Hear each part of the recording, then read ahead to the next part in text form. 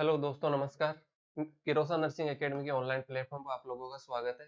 देखो, अभी एम्स का एक न्यू अपडेट आया है और न्यू वैकेंसी आई है एम्स की, जिसके अंदर क्या दिखाया गया है कि एक सीआरई, ठीक है। जैसे नॉर्थ एम्स में क्या है, नर्सिंग के लिए रिक्रूटमेंट होती थी, वैसे ही पैरामेडिकल कोर्सेज के लिए भी रिक्रूटमेंट नए सिरे से लागू किया है, जिसमें बहुत सारे एम्स मिलके एक जगह क्या कर रहे हैं, उनका एडवर्टाइजमेंट दे रहे हैं, जिसका ऑर्गेनाइज कौन करवाएगा? दिल्ली एम्स, ठीक है। और उसी के अंदर एक लैब टेक्नीशियन के लिए, पहले क्या था, लैब अटेंडेंट पोस्ट पे कोई भी लैब डीएमएलटी वगैरह का कोर्स नहीं मांगा गया था, लेकिन इस बार से एम्स ने क्या कर दिया कि उसके साथ पहले 10th के साथ क्या मांगते थे, सिर्फ 10th क्लास तक पास आउट मांगते थे, लेकिन अब क्या कर दिया, इसकी क्वालिफिकेशन भी चेंज कर दी और इसका सिलेबस भी चेंज कर दिया। पहले अटेंडेंट की, अब ये अटेंडेंट समझ के ये मत समझ लेना कि ये पोस्ट ही है ना अटेंडेंट की है, ठीक है।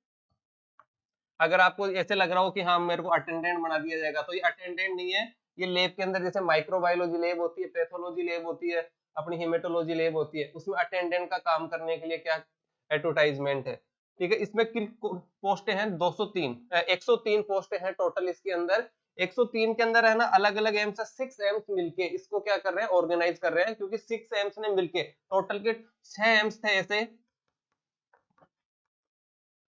जिन्होंने क्या करा, एक जगह रिक्रूटमेंट दे दी, और किसको दे दी? दिल्ली एम्स को, कि आप रिक्रूट करा दीजिए और हमारा रैंक वाइज हमें बंदे दे दीजिए। तो टोटल पोस्ट कितनी है आपकी? 103, जिसके अंदर आपका एडवर्टाइजमेंट आया है। अब देखो इसका क्या है, वही है, नेम ऑफ द पोस्ट क्या है?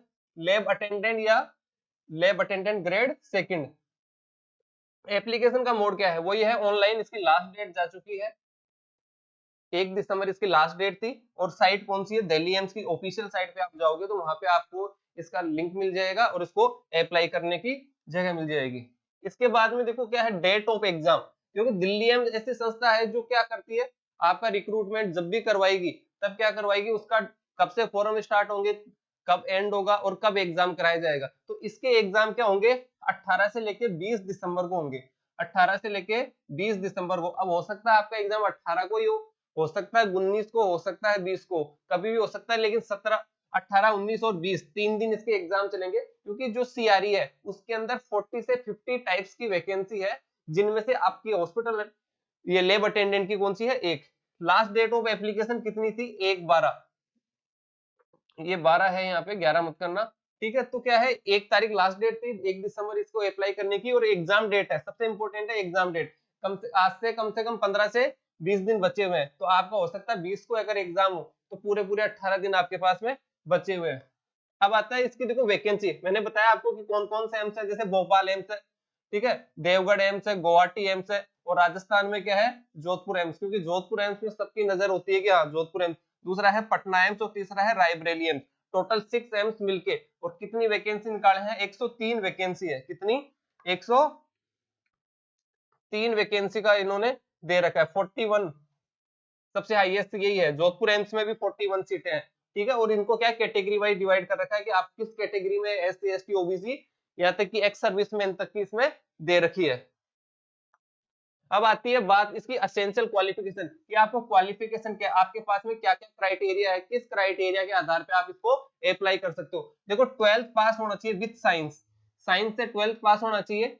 दूसरा क्या है, diploma in medical lab technology, अरे डीएमएलटी का कोर्स करते हैं ना पैरामेडिकल का, वो इसके अंदर। पहले क्या था, सिर्फ 12th मांगते थे, 12th प्लस साइंस और एक्सपीरियंस मांगते थे, और इसमें डिजायरेबल एक्सपीरियंस है 2 ईयर का रेलिवेंट फील्ड के अंदर। अब जरूरी नहीं है आपके पास में एक्सपीरियंस हो या नहीं हो, सिर्फ क्या है, आपको मेडिकल रिपोर्ट टेक्नोलॉजी का क्या होना चाहिए, डिप्लोमा होना चाहिए, और साइंस से 12th करी हुई। डिजायरेबल का मतलब है कि हाँ हो तो बहुत ही अच्छा है, अगर आपके पास में एक्सपीरियंस है 2 ईयर का, तो आपको क्या देंगे, प्रायोरिटी देंगे। हो सकता है इन फ्यूचर अगर आपका प्रमोशन किया जाए तो आपको प्रमोशन में भी क्या प्रायोरिटी दी जाएगी। तो 2 ईयर का एक्सपीरियंस है ना, असेंशियल नहीं है, सिर्फ असेंशियल क्वालिफिकेशन ये दो ही है आपकी पूरी, एक तो डीएमएलटी का डिप्लोमा और 12th होनी चाहिए साइंस से। अब आता है इसका एक्सपीरियंस, एक्सपीरियंस मैंने बताई दिया आपको, डिजायरेबल है, जरूरी नहीं है आपके पास में 2 साल का हो। आप अगर फ्रेशर भी हैं और डीएमएलटी करके पास आउट हुए हैं और 12th में आपकी क्या थी, साइंस थी, तो भी आप अप्लाई कर सकते हो। और अगर है तो बहुत ही अच्छा है, अगर कहीं काम कर रहे हो आप किसी भी हॉस्पिटल में या किसी भी लैब में, तो आप इसको मेंशन कर सकते हो उसके अंदर।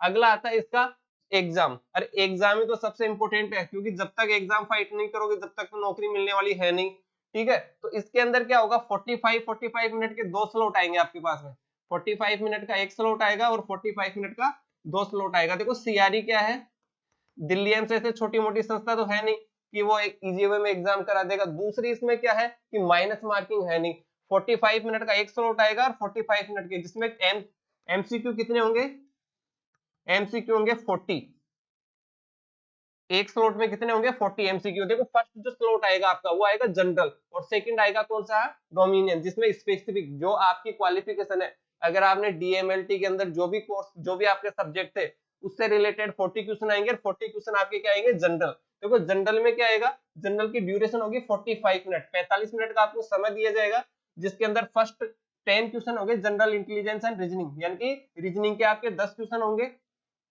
जनरल अवेयरनेस और कंप्यूटर नॉलेज होगा आपका, क्वांटिटी एप्टीट्यूड मैथमेटिक्स, आपका मैथ का जो सब्जेक्ट है उसके 10 क्वेश्चन होंगे, और इंग्लिश और हिंदी। अब देखो इंग्लिश और हिंदी दोनों दिए हुए हैं, लेकिन आप चूज कर सकते हो, अगर आपको हिंदी अच्छा लग रहा है तो आप हिंदी कर सकते हो, इंग्लिश अगर आपको करना है तो इंग्लिश। अगर आप हिंदी चूज करोगे तो आपको 10 एमसीक्यू किसके आएंगे, हिंदी के।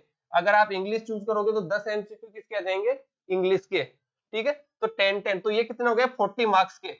अरे कितने हो गए 40 मार्क्स, और 40 मार्क्स का क्या आएगा आपका डोमिशियल, जो भी आपका सब्जेक्ट है, जो बीएमएलटी में जो भी आपने पढ़े हैं वो सारे के सारे क्या आ जाएंगे, इसके भी 45 मिनट है, और टोटल कितने आएंगे 40 एमसीक्यू। सबसे बड़ी बात क्या है इसके अंदर कि माइनस मार्किंग नहीं है, एक क्वेश्चन का एक नंबर का एक क्वेश्चन होगा, अगर 80 क्वेश्चन आ रहे हैं 80 एमसीक्यू तो कितने मार्क्स का होगा, 80 का। सबसे बड़ी बात क्या रहेगी इसके अंदर की नेगेटिव मार्किंग है, नेगेटिव मार्किंग बिल्कुल भी नहीं है। दिल्ली एम्स में हमेशा 1/3 नेगेटिव मार्किंग होती है, लेकिन इसके अंदर बिल्कुल भी नेगेटिव मार्किंग नहीं है, एक मार्क्स भी। आपको 80 के 80 क्वेश्चन अटेम्प्ट करने हैं, अगर आप 80 क्वेश्चन अटेम्प्ट करते हो तो आपको पूरे के पूरे 80 क्वेश्चन अटेम्प्ट करने हैं। आपको अगर सही रहता है एक भी क्वेश्चन, एक क्वेश्चन अगर आपको सही रहेगा तो आपको कितने मार्क्स मिलेंगे, 1 मार्क्स। लेकिन अगर आपका कोई क्वेश्चन गलत होता है तो आपको 0 मार्क्स मिलेगा, और नेगेटिव मार्किंग भी नहीं रहेगी। लेकिन इसके अंदर इन्होंने क्या डाल दिया कि क्वालिफाइंग, अगर आप जनरल से हैं, अगर जनरल और ईडब्ल्यूएस से हैं तो आपको कम से कम 40 नंबर तो लाने ही पड़ेंगे, 40% मार्क्स तो आपको लाने पड़ेंगे। अगर 80 मार्क्स का अगर आपका पेपर है तो आपको 40% मार्क्स तो लाने पड़ेंगे। इस ऐसे ही इन्होंने ओबीसी के लिए भी क्राइटेरिया दे दिया कि ओबीसी का जो भी कैंडिडेट है, चाहे गर्ल्स है चाहे बॉयज है, उसको 35% मार्क्स तो लाने पड़ेंगे। जितने भी आपका 80 मार्क्स का पेपर, उसमें से 35%, और एससी एसटी ओबीसी का कितना लाना पड़ेगा, 30%। ठीक है, तो ये जरूर याद रखना कि ईडब्ल्यूएस और जनरल का जो भी कैंडिडेट है उसको 80 में से 40% मार्क्स लाने पड़ेंगे, ओबीसी को 35 और एसटी को 30।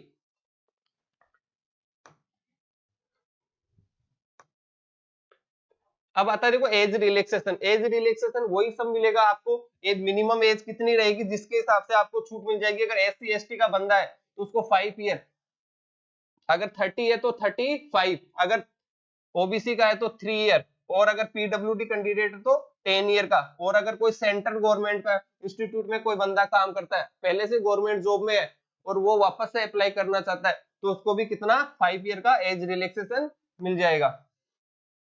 तब आती है इसमें फीस कितनी थी, फीस थी अगर जनरल ओबीसी का कैंडिडेट अप्लाई कर रहा है तो कितने रुपए देने पड़ रहे थे, 3000 रुपए। और एससी एसटी का अगर कैंडिडेट दे रहा है तो उसको कितना है, 2400 रुपए। लेकिन एससी एसटी के जो भी कैंडिडेट है उनके एक प्रॉफिट ये है, एसटी वाला और एसटी वाला, अगर आप एग्जाम देते हो, चाहे आपका सिलेक्शन होता है चाहे नहीं होता है, अगर आप एग्जाम देते हो तो ये जो 2400 रुपए है ये आपको एम्स के द्वारा वापस रिफंड कर दिए जाएंगे। लेकिन अगर आप एग्जाम नहीं देने जाओगे तो आपको रिफंड नहीं होंगे। तो 2400 रुपए एससी एसटी वालों को वापस मिल जाएंगे, तब मिलेंगे तब आप एग्जाम में बैठोगे। अगर एग्जाम में बैठ के भी आगे तो भी आपको क्या मिल जाएगा, रिफंड मिल जाएगा। लेकिन अगर आप नहीं बैठोगे एग्जाम में तो आपको रिफंड नहीं मिलेगा। लेकिन ओबीसी और जनरल वालों को 3000 रुपए लग रहे हैं, वो रिफंडेबल नहीं है, आप चाहे एग्जाम दो चाहे मत दो। ठीक है, एप्लीकेशन फीस के लिए, रिफंड के लिए बता रखा है आपका। एग्जाम डेट है जो है 18 से 20 तारीख के बीच में, 18, 19, 20 जब भी होगी एग्जाम, आपके पास में एडमिट कार्ड आ जाएगा, आपके पास में मेल आ जाएगा अगर आपने अप्लाई कर रखा है। और किरोसा नर्सिंग एकेडमी जल्द ही पैरामेडिकल के कोर्स लॉन्च कर रही है, जिसमें आपको संपूर्ण कोर्स करवाया जाएगा जो भी आपसे रिलेटेड है, जो भी मैथमेटिक्स वगैरह। ईएसआईसी में भी ऐसी ही वैकेंसी है, डीएसएस में भी ऐसी ही वैकेंसी आती रहती है। और फ्यूचर में बहुत सारी वैकेंसी आने में है। और जो सीआरई का एग्जाम है वो एवरी ईयर कंडक्ट होगा, ये कि यही वैकेंसी हर साल आएगी एम्स के अंदर।